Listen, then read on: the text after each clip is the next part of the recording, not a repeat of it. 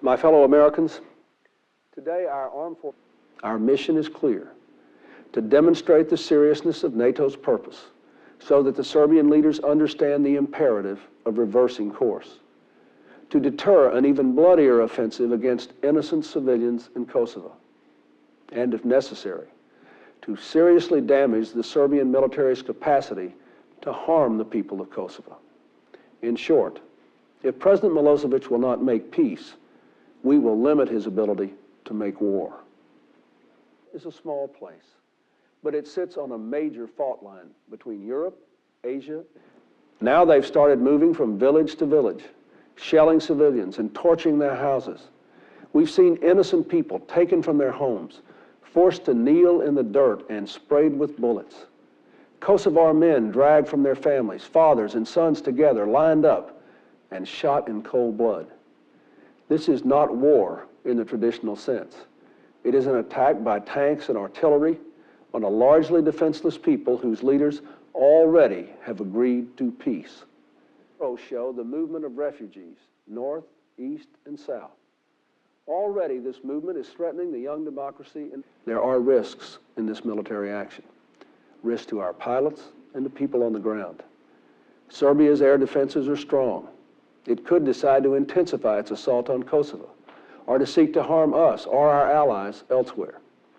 If it does, we will deliver a forceful response.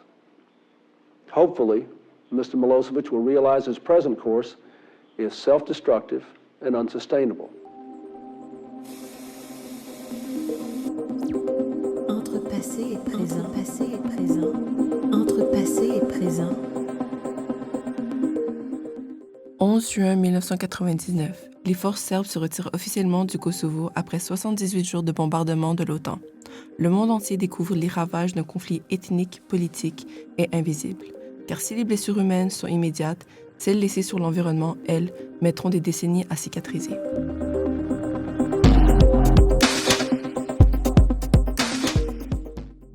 Bonjour à toutes et à tous et bienvenue dans notre podcast Entre passé et présent. Ici, on replonge dans des conflits marquants pour mieux comprendre ce qu'ils nous disent du monde d'aujourd'hui. Je m'appelle Anna et je suis étudiante en études internationales. Et aujourd'hui, je suis entourée de mes 3 collègues. Clélia, étudiante en environnement, Régis, étudiant en informatique et Franca, en relations internationales. Ensemble, nous avons effectué une recherche concernant un conflit trop souvent résumé à ses dimensions politiques, la guerre du Kosovo. Et surtout, nous nous sommes posé cette question, en quoi les armes utilisées par l'OTAN ont-elles eu des effets durables sur l'environnement et les populations civiles ?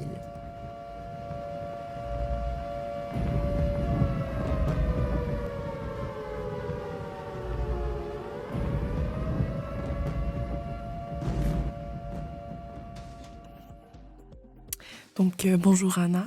Oui, en effet, le conflit du Kosovo, c'est l'un des derniers grands traumatismes de l'ex-Yougoslavie.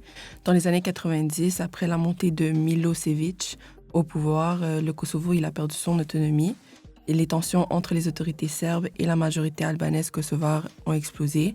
Et en réponse aux répressions violentes, l'UÇK, l'armée de libération du Kosovo, a pris les armes. Et en mars 1999, l'OTAN a lancé une campagne de bombardement contre la République fédérale de Yougoslavie. L'objectif annoncé était de mettre fin aux violences et prévenir une catastrophe humanitaire.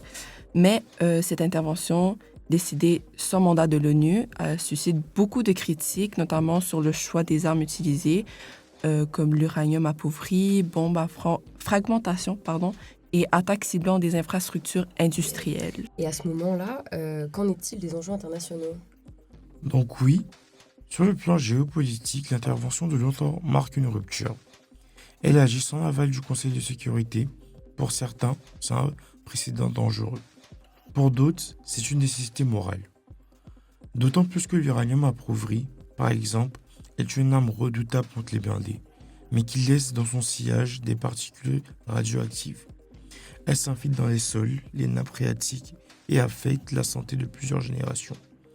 C'est un héritage toxique qui renforce la polarisation mondiale. D'un côté, ceux qui saluent l'action humanitaire rapide et de l'autre, ceux qui dénoncent une violation du droit international et un instrument de l'hégémonie américaine. Four Marine Corps Harrier jump jets launched this day, each one carrying 4 500-pound bombs. When they returned from sorties over Serb targets 2.5 hours later, all but one of those bombs were gone.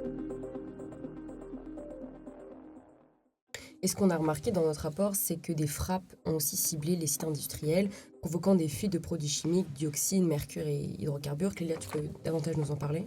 Ouais, l'un des exemples frappants, c'est le complexe de Panseva. Après le bombardement, les taux de pollution, ils ont complètement explosé. Et ce n'est pas un détail. Les zones touchées, ce sont les terres agricoles, les cours d'eau, l'air que les civils respirent. Et surtout, ça s'ajoute à une situation déjà catastrophique. Plus de 850 000 personnes sont déplacées.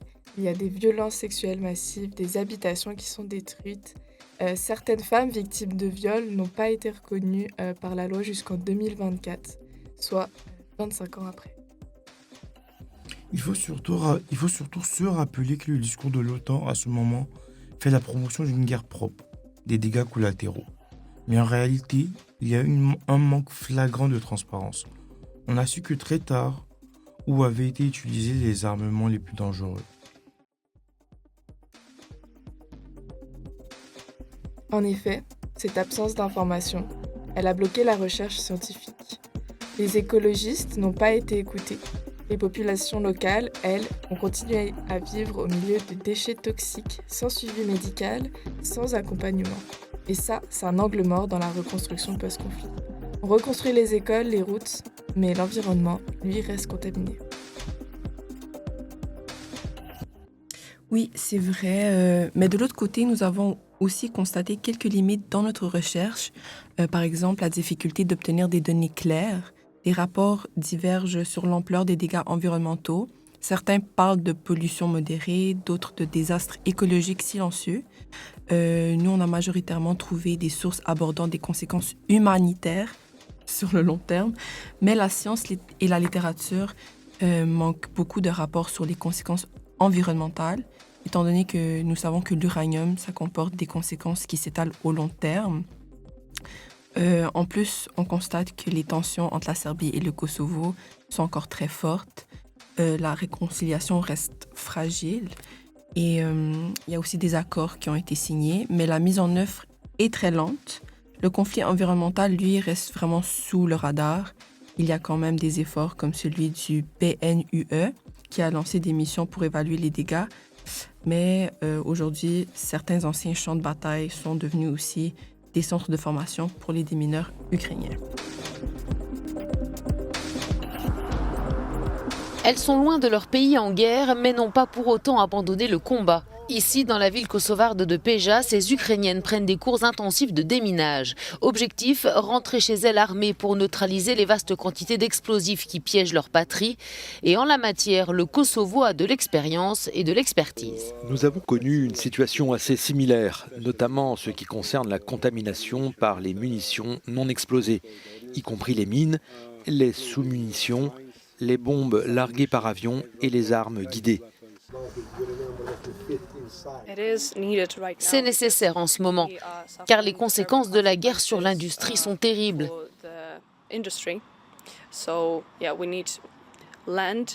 Donc déminer les terres est devenu crucial. Des gens veulent y vivre et y travailler. Nous n'avons pas le temps, nous devons le faire. Dès leur retour au pays à la mi-mai, Anastasia et ses collègues comptent bien mettre leurs connaissances en pratique et le travail ne manquera pas. Selon les spécialistes, il faudra sans doute des décennies pour neutraliser les milliers d'engins explosifs encore actifs déversés sur près de la moitié du territoire de l'Ukraine.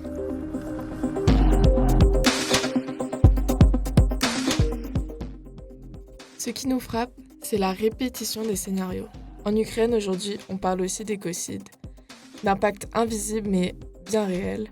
Et ça prouve une chose, si on ne prend pas l'environnement en compte dès le début d'un conflit, on condamne des générations entières à en subir les conséquences. En conclusion, notre message principal à nous, c'est celui-ci. L'environnement est un champ de bataille à part entière. Et si on veut reconstruire durablement, il faut penser aussi au sol, à l'eau et à l'air, pas seulement aux bâtiments. Les armes polluent, les conflits tuent, longtemps après la fin des hostilités. Et pour ça, il faut une mémoire critique, un droit international fort et des chercheurs engagés. Merci à vous trois et merci à vous, chers auditeurs, de nous avoir suivis dans cet épisode entre passé et présent. Rendez-vous la semaine prochaine où nous allons continuer d'investiguer l'implication de l'OTAN dans le conflit en Ukraine et ses possibles conséquences sur l'environnement. Merci beaucoup et bonne soirée. Entre passé et présent, entre passé et présent.